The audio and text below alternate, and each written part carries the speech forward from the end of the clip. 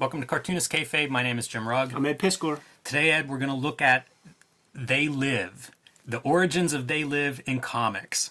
But first, Patreon.com/Ed Piskor. Serializing my Red Room comic strip, and issue 1 is up there right now. $3 to get you the complete archive. I'm going to immediately begin serializing issue 2 the following week, and this is for the early adopter.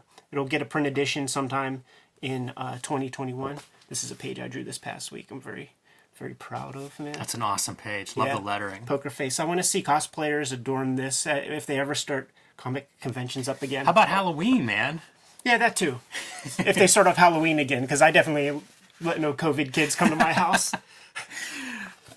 My latest comic, Octobriana 1976, world's first blacklight comic, is in stores now everywhere. And if you can't find a hard copy, it's available now on Comixology. Both all of the variants as one, and then also the process zine. 350 pages of the making of this comic, scans of original art, all that good stuff. Available now on Comixology, in addition to comic book stores everywhere.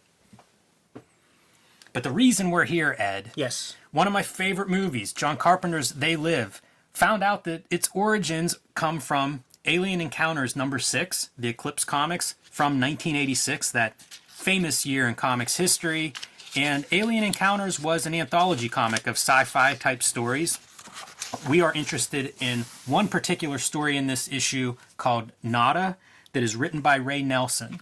And this is kind of the basis. John Carpenter has said, one of the big influences on They Live and the movie itself is based on a story called 8 O'Clock in the Morning by Ray Nelson. And you can find that online. It ran in a science fiction magazine in November 1963, the year JFK was assassinated, for anybody that wants to connect those conspiracy threads. It's a short 5 pages, the prose. This one I think is 6 or 8 pages, and we'll go through it. Artwork in this by Bill Ray. It's very interesting because all the ingredients for the movie They Live are in here. And we'll kind of go through this and look at those ingredients. But of course, the movie's very, very different than this short story, even though the concept and the execution and the groundwork is there. It's almost like these are the rules of this world. They Live is a very talented filmmaker interpreting or applying those rules to a slightly different story, even though Nada is the main character in both. Dig. This Bill Ray art is amazing, and he's a guy like that. I feel like we're lucky to have him do any comics that he does. Most famously, he would be known for the stuff that you remember from Ren and Stimpy, like those when there's like a crazy painting close up of like exposed nerves in your teeth or something. Like that's Bill Ray, and definitely one of my favorite artists in period. Yeah, super talented, because he does have an animation career. Ren and Stimpy, Samurai Jack, several others. He also has a pretty lengthy comics career. Did a lot of Mad Magazine work. Yeah. Hellboy Jr. I think he might have drawn one of the first comics I ever read, which was a Cracked magazine Predator strip. So he has a long legacy in both of those fields, and he's recognized as a landscape painter these days, and has won awards for that as well. And what he paints are like urban LA scenes and industrial scenes, which he says they're disappearing quickly. He's trying to get records of these places, before they're basically gentrified and turned into condos or whatever, or strip malls. So it's kind of interesting when you think of all the different what he's coming from in terms of his eye and what he's looking at applied to something like this material. It feels like, and his work has always felt like it's a quote unquote real artist coming into this, the commercial medium. Yeah, I think that's a good description. So page 1 here, they waste no time. And I will say this adaptation, it's exactly what the prose story is. Like, it's really faithful. And, the writer's credited as the writer on the comic strip, too. So I don't know if that was just him signing off and letting Eclipse produce this, or if he was actually in here tweaking it and providing something of a script. But it starts out with Nada is at this, seeing this magic kind of hypnotist act, and at the end the hypnotist says, tells everybody to wake up. Nada wakes up a little bit too awake, and he sees these different characters, these alien-like characters in the crowd. It's fun to see them. We know the movie version of these characters, what they look like. Right. Pretty cool. These characters much more grotesque. In the prose, they're described as kind of green reptilian flesh multiple yellow eyes. It reminds me of David Icke's Lizard People. Dig. All right, so once he's awake, now he's seeing these characters all over the place, and he's freaked out. Doesn't know exactly what to do.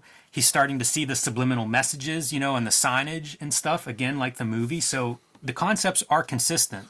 I get a strong Steranko vibe with that opening page with the title lettering and stuff. Yeah, I mean, it makes sense, right? How about Obey, being front and center? Yeah. A big part of the story. That's Eisnerian. It's really good looking. He colors this too, in case I didn't say that already. But I do think this whole story looks really great. Yeah. So he's coming through this urban landscape, encountering these characters along the way, and his ability to see them sort of comes and goes. So he encounters this homeless guy, this wino, who he recognizes as being one of them, and then slowly turns back into a human. And so he's really questioning himself. He's kind of freaking out. He doesn't want to go back to sleep. He doesn't want this to go away. Beats this guy to death, Yeah. and heads to his girlfriend's. Look at those talon feet. That's sick as hell. Yeah, that's a good call. So he goes to see his girlfriend, which is a little bit of a, I don't know, going from this page that I think of as like these realistic kind of urban landscapes to a very cartoonish girlfriend who's answering the door for him. He can't wake her up. He's trying everything. He's shaking her. He's giving her commands. He slaps her. None of it works. Like, he's kind of alone in what he's seeing. And the neighbor comes over to tell him to keep it down, and he kills him.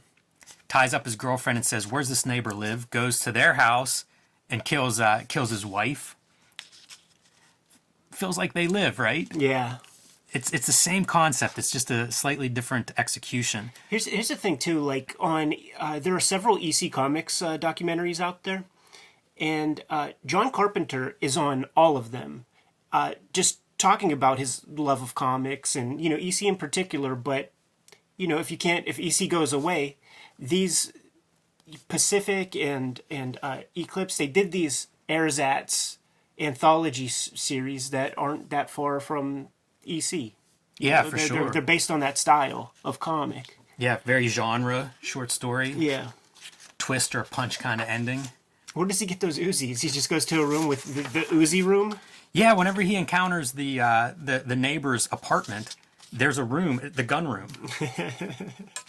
In the short story, some of the guns are a little bit higher tech, so there's like a poison dart gun, and that's what he takes. I think maybe just for the shorthand of comics rather than trying to explain, ray guns or whatever, although it's comics, science fiction comics, you could get away with that. But instead it's more conventional kind of guns you'd see in an 80s action movie. So he heads back out, and you know what I skipped over is there's a moment where he's paranoid about being found out that he can see people. This is before he goes on killing rampages. And at one point he's in his apartment and the police chief calls and says, "You're going to die at 8 o'clock tomorrow morning."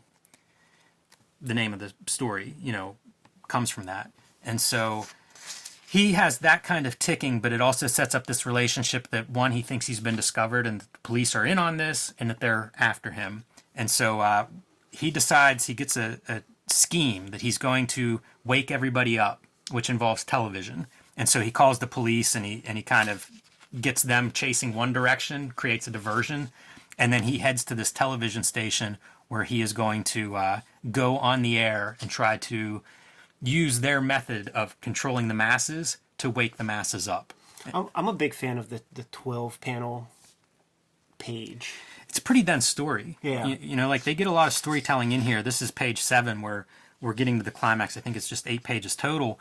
But it's a pretty full story. Like they've set up this whole world, explained it, and set up his situation of like, how do I make people understand what's going on? It's so disturbing too to think of this in contemporary times, because I feel like this is a version of every human being. Like, why don't you understand this from my point of view? Right. In any case, he kills the news broadcaster, which of course is one of them, and leaves the news broadcaster there and tries to imitate his cadence as he tells everybody, wake up, see us as we are and kill us. And then at 8 o'clock the next morning, dies. Almost like he wasn't totally awake. They still had that control over him.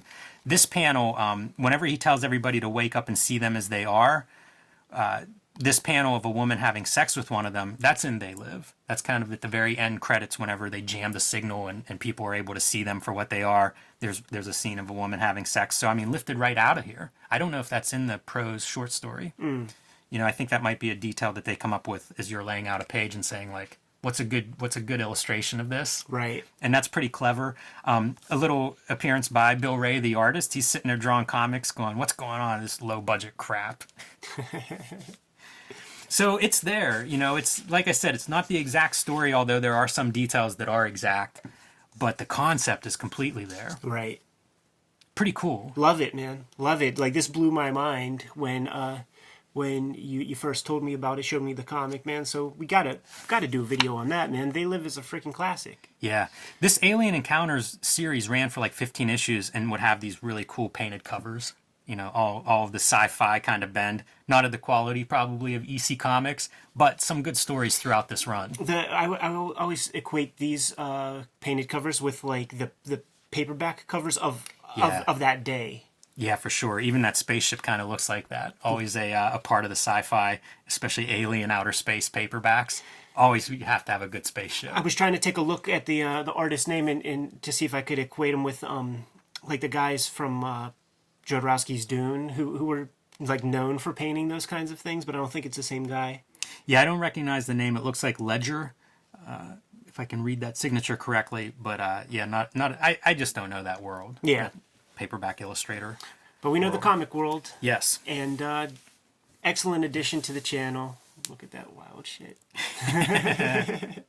Yeah, we should say quickly the backdrop here. This is from a zine, images from They Live by, you know, John Carpenter's 1988 movie. Piero Glina compiled and modified these images out of Zurich. I love this zine. I think it's a really cool, you know, you can kind of see it playing havoc, I think, with the screen, at least on our monitor. Fits the subject really well. Kind of does, man. Get out of here? Yes. All right, Kayfabers. Like, follow, subscribe to the YouTube channel. Hit the bell. We'll notify you when new vids are available. Octobrion is in stores now. It's also available digitally on Comixology. $3 will get you the complete archive of Red Room at patreon.com/edpiskor. Subscribe to the Cartoonist Kayfabe e-newsletter at the links below this video. You can find Cartoonist Kayfabe t-shirts and merchandise at the links below this video. All right, Jimmy, let's throw on those Ray-Bans and get the hell out of here, man. Give them the marching orders. Make more comics.